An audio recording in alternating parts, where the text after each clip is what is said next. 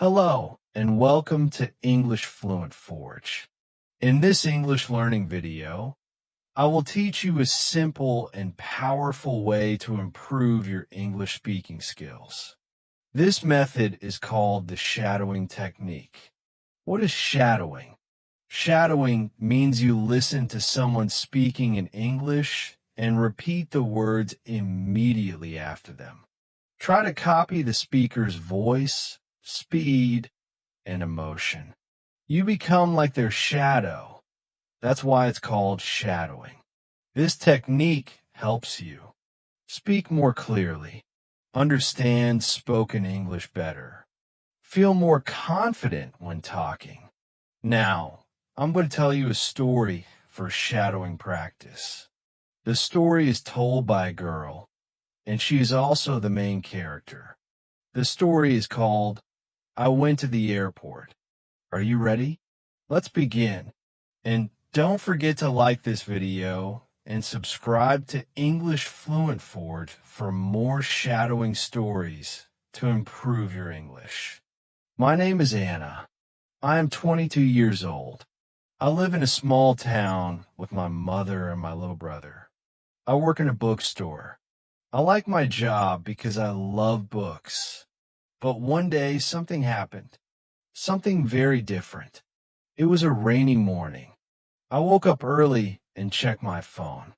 There was a message from my best friend, Maya. The message said, Anna, please come to the airport today. I need you. 12 p.m., Terminal 3. I didn't understand. Why did Maya want me to go to the airport? She didn't explain. I tried to call her, but her phone was off. I looked at the clock. It was already 10 a.m. I only had 2 hours. I put on my jeans, my pink jacket, and took my umbrella. I told my mom, Mom, I need to go to the airport. Maya needs help. My mom looked worried, but she said, Be careful, Anna. I took the bus. It was cold and wet. The bus was full of people, so I stood the whole way. I looked out the window. The sky was gray, and I could see planes in the distance. Finally, I reached the airport. It was very big and very noisy. People were running, talking, and carrying bags. I looked for Terminal 3. It took me 10 minutes to find it. But when I arrived, Maya wasn't there. I waited 10 minutes, 15 minutes, 20 minutes. Still no Maya. I felt nervous. Then I noticed a girl sitting near the window. She had a suitcase, and she was crying. I walked over slowly and asked, Are you okay? She looked up. Her eyes were red. She said, I missed my flight. I don't know what to do. I sat beside her and said, My name is Anna. Can I help you? Her name was Sarah. She came from another city to see her father, but she arrived late and the plane had already left. I gave her a bottle of water from my bag. We talked for a while. She was kind. She smiled and said, You're a good person. Thank you. Suddenly, my phone rang. It was Maya. I answered quickly. Anna, where are you? She asked. I'm at Terminal 3, waiting for you, I said. Maya sounded shocked. Oh no, I'm in Terminal 2. I'm here and I'm scared. Please come fast. I said goodbye to Sarah and ran to Terminal 2. My heart was beating fast. When I arrived, I saw Maya sitting on the floor. She was crying. Maya, I called out. She ran to me and hugged me tightly. I didn't know who to call. I'm so scared, she said. What happened? I asked. She whispered, I think someone is following me. I was surprised. Who? What? I don't know, she said. On the bus, a man was watching me. When I got off, he got off too. Just then, Maya pointed at someone. "That's him," she whispered. I turned and saw a man wearing a black cap and a brown coat near the exit.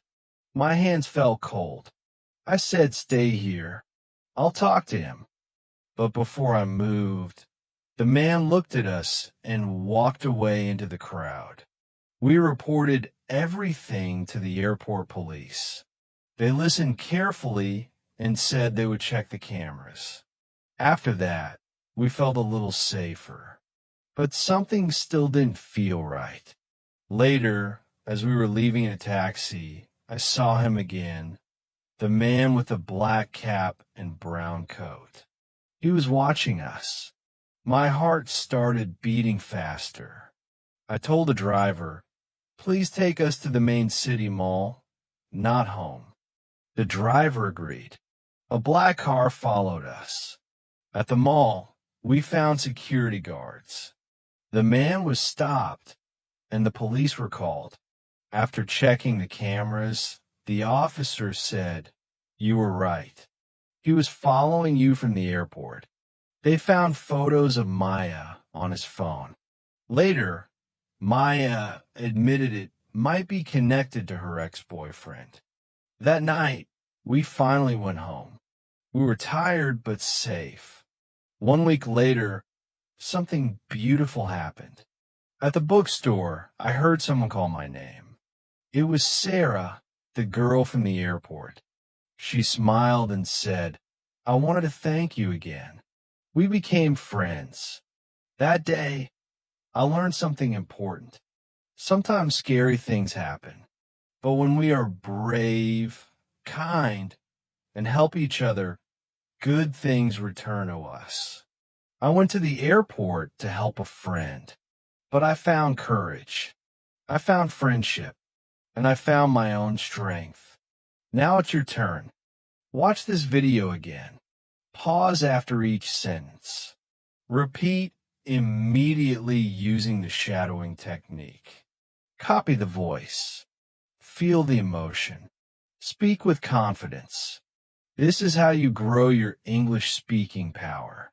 Don't forget to like this video and subscribe to English Fluent Forge.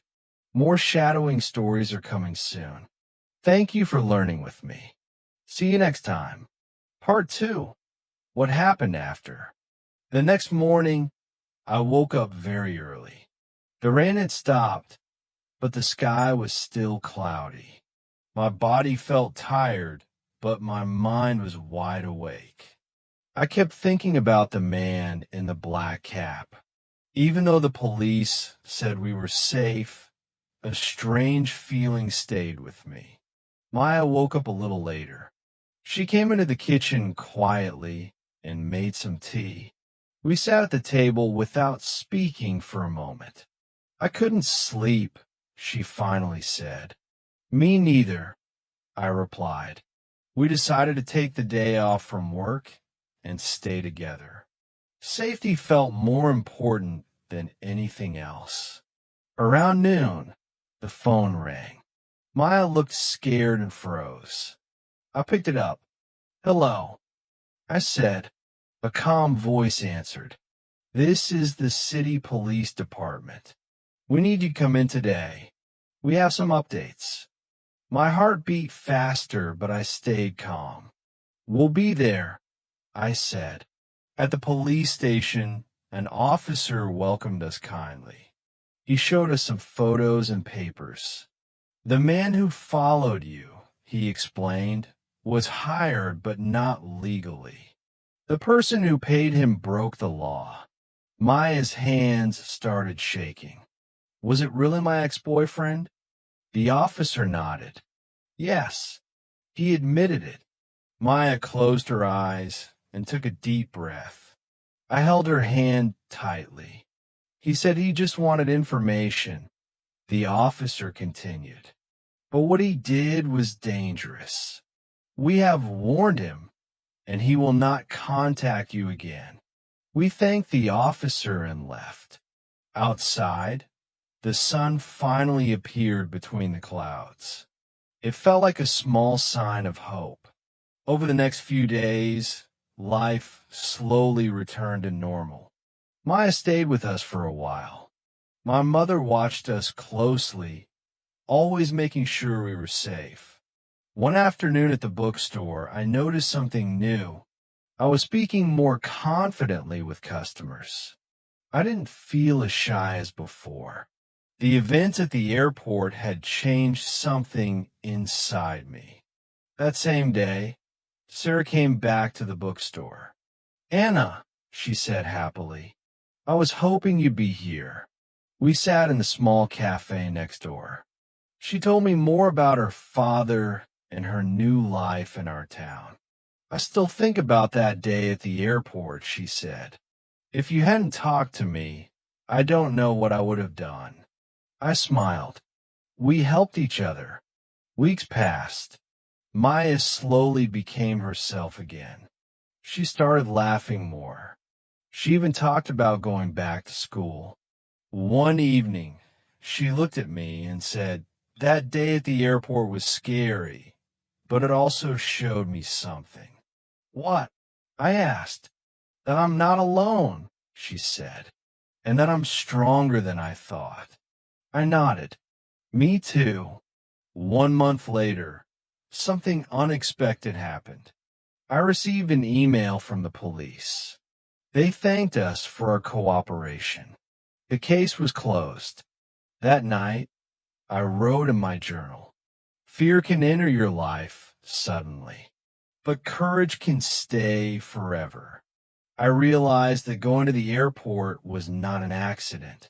It was a moment that taught me confidence, kindness, and strength. Sometimes life tests us without warning, and sometimes those tests show us who we really are. Shadowing practice tip. Now practice this part slowly. Listen carefully.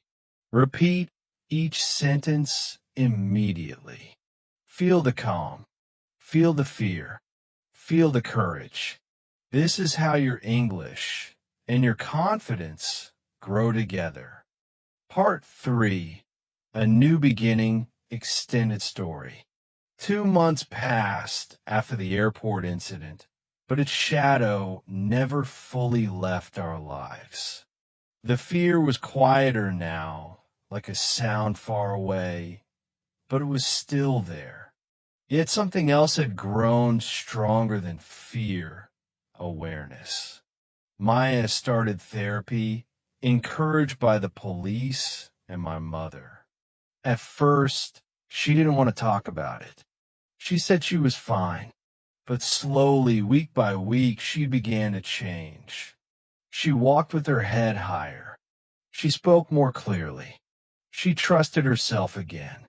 I noticed changes in myself, too. Before that day, I avoided problems.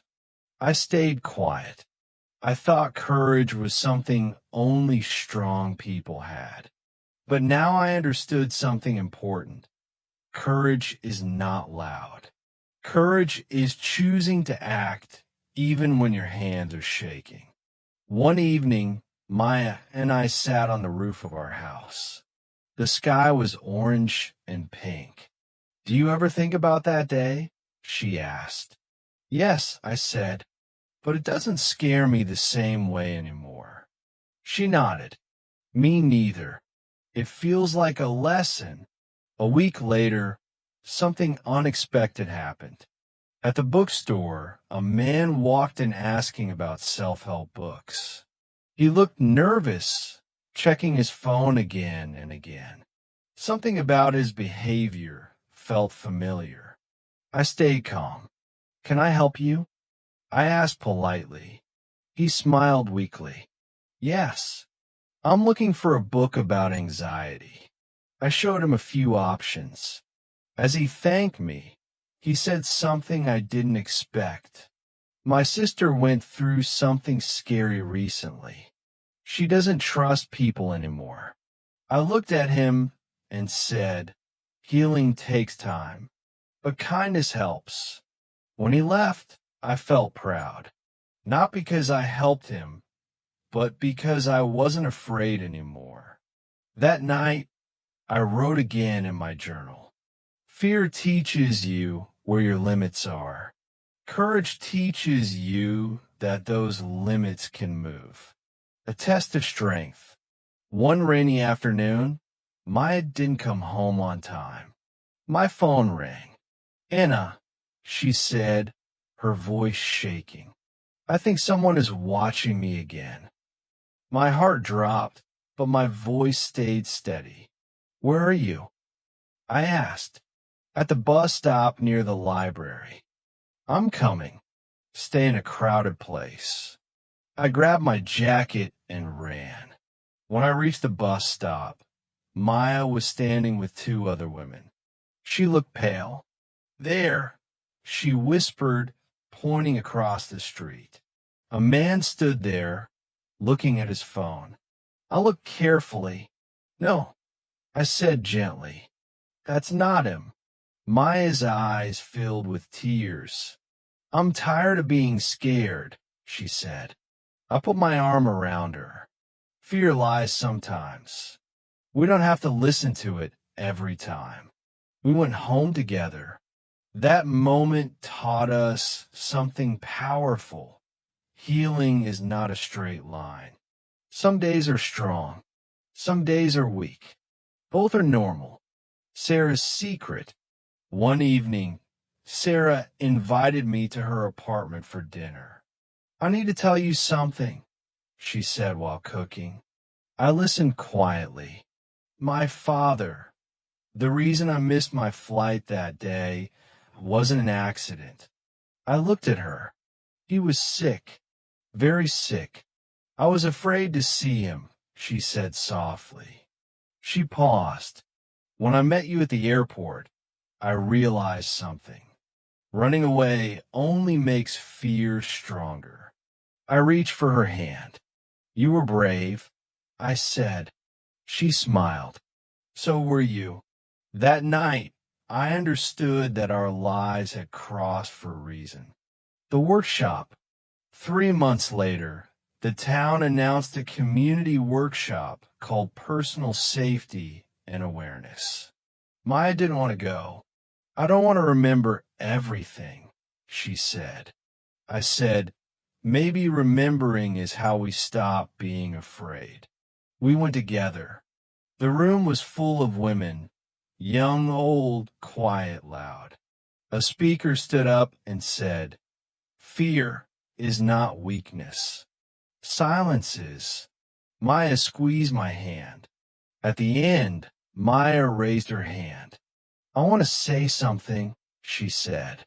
Her voice shook, but she continued. "I was followed once. I was scared, but I survived because I asked for help." The room was silent. Then people clapped. Maya cried, but this time they were not tears of fear. 1 year later, 1 year passed. Maya graduated. Sarah opened a small cafe. And I started recording English learning stories. I named the channel English Fluent Forge. In my first video, I said, English is not just words. It is confidence. It is courage. It is your voice. Thousands of people watched.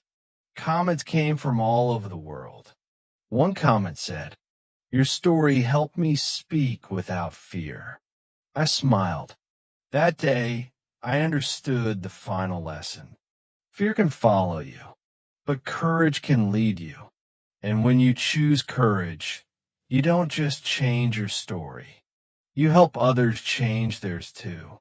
Final shadowing practice. Now pause. Breathe. Repeat slowly. Speak clearly. You're not just learning English. You are building confidence.